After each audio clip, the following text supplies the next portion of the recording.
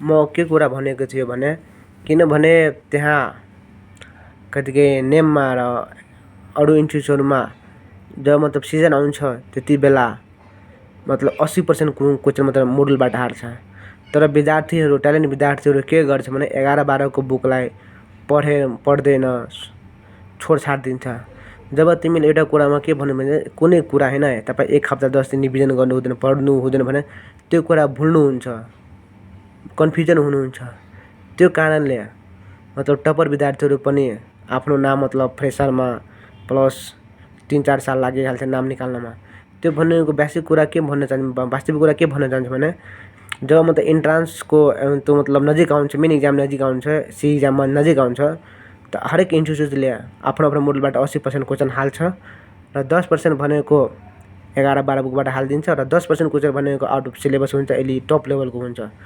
तर इन्स्टिट्युटहरूले उल्टो काम गर्छ किनभने यदि इन्ट्रान्सको बेलामा मतलब मोडलबाट क्वेसन हालेन भने मतलब इन्स्टिट्युटको मार्क बढेन भने त स्टुडेन्टहरू मतलब अलि स्टेज लिन थाल्छ समस्यामा पर्छ।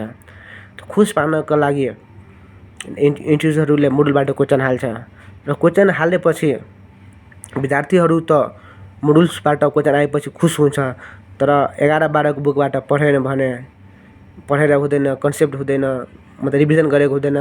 तर हाम्रो सी एक्जाम र मेन एक्जाम भनेको 11-12बाट बुक आउँछ अहिलेको बेस अनुसार अहिलेको सिस्टम अनुसार। त त्यसैले के गर्छ भने मोडुल्सबाट इन्स्टिट्युटहरू क्वेसन हाल्छ अनि हालेपछि त विद्यार्थी त 70 180 190 सम्म ल्याउँछ तर त्यही विद्यार्थीहरूको नाम निस्किँदैन किनभने उसँग यदि कन्सेप्ट 11-12 को हुन्छ भने उसले नाम निकाल्यो हुँदैन भने मोडलबाट क्वेसन आउँछ भने त्यो मिलाइ नै हाल्छ त्यहाँ समस्या जान्छ।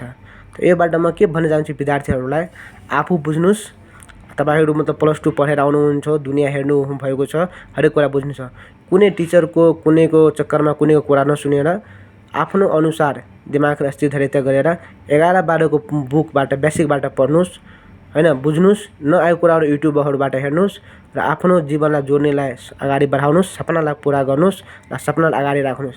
त्यो इन्स्टिट्युटहरुको मोडल्स पढेर सरहरु भन्नुहुन्छ कति इन्स्टिट्युटहरुमा कि बाबु यो बुक कुन योबाट क्वेशन आउँछ यो बुक राम्रो छ यो सरको राम्रो छ यो सरको राम्रो यो पब्लिक राम्रो त्यो भनेको सब आफ्नो व्यापार बिजनेस हो। यदि त्यस्तो मतलब छ भने त्यस्तो कुरामा नलाग्नुस् तर मेन भनेको सबभन्दा बेस्ट बुक भनेको टेक्स्ट बुक हो 11-12 को बुक हो। 11-12 को बुकबाट राम्रोसँग पढ्नुस् बुझ्नुस् र अगाडि बढ्नुस्।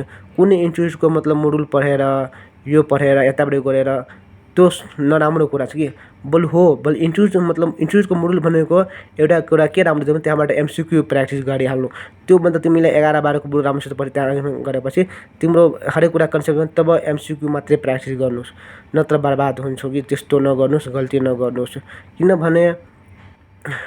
किनभने म इन्स्टिट्युटलाई हेरेको छु अब्जर्भेसन गरेको छु साथीहरु पनि मतलब गरेको छु टपर विद्यार्थीहरु जो मतलब 11-12 बुकलाई पढेन भन्यो कि अब 11-12 को काम छैन बुकको त्यो तपाईहरु गलत कुरा र गलत सोच्नुहुन्छ। 11-12 बुकलाई राम्रोसित पढ्नुस् मोडुल नपढ्नु मोडुलबाट तपाईहरुको नाम निस्किने छैन यदि तपाईहरुको राम्रो बेस छैन बुझेको कन्सेप्ट छैन भने आउँदैन किनभने क्वेशन आउनु भनेको 11-12 को बुकबाट नै आउँछ। तपाईहरु हुन्छ भने 2083 को कम्प्लिट सोलुसन जानुस् त्यहाँबाट मिलाउनुस् म त्यो पनि भनिदिएको छु त्यहाँबाट बुझ्नुस् हैन अनि आफ्नो अनुसारले सोच्नुस् क्वेशन कसरी आउँछ कुन तरिकाले आउँछ त्यो तर इन्स्टिट्युटहरुको क्वेशनहरु माथि तपाईहरु त्यसरी मतलब अगाडि पछाडी गर्नुस् कि इन्स्टिट्युटले क्वेशन कहाँबाट बनाउँछ यिनीहरुकोमा आउँछ यिनीहरु मतलब त्यही भनेको सिजनको बेलामा 80% हाल्छ क्वेशन मोडुलबाट कि विद्यार्थी पढोस् मेरो मोडुल्स बिकोस् यिनीहरु व्यापार बिजनेस यदि मोडुल्सबाट क्वेशन हालेन भने कोही मान्छे मोडुलै किन्दैन इन्स्टिट्युटहरुको जब इन्स्टिट्युटहरुको मोडुल किन्दैन भने त यिनीहरुको व्यापारै चल्दैन। त्यसैले यिनीहरु आफ्नो विद्यार्थीलाई कसरी लुट्ने कसरी त्यस्तो कुराहरु भनेको छ म मतलब कसैको विरोधमा बनाएको त्यो भिडियो हैन मैले आफ्नो सजेसन गरेको आफ्नो बुझाइ अनुसार विद्यार्थीहरुलाई कसैको लागि मतलब कसैको कुरा नसुनुस् आफ्नो पढाइमा ध्यान त्यस्तोको लागि म भिडियो बनाइरहेको छु भन्दा म जानकारी गराउँदैछु। भनेको कुरा के छ भने मैले हेर्दा पनि अरु इन्स्टिट्युटहरु हेर्नुस् यिनीहरुलाई अरु इन्स्टिट्युटहरु कति के मतलब एमईसी को क्वेशन कस्तो बनाउँछ हैन कसरी गरेको छ त्यो सब एनालाइसिस गर्दैन कि जे पाए जे क्वेसनहरू बनाइदिन्छ, गाह्रो बनाइदिन्छ, तर त्यस्तो क्वेसन हाम्रो एमएससीमा हुँदैन। तपाईँहरूको लागि यसले बुझ्नु छ भने तपाईँहरू कम्प्लिट सल्युसन किन्नुहोस्, होइन भने हेर्नुहोस्, गएर साथीसँग माग्नुहोस्।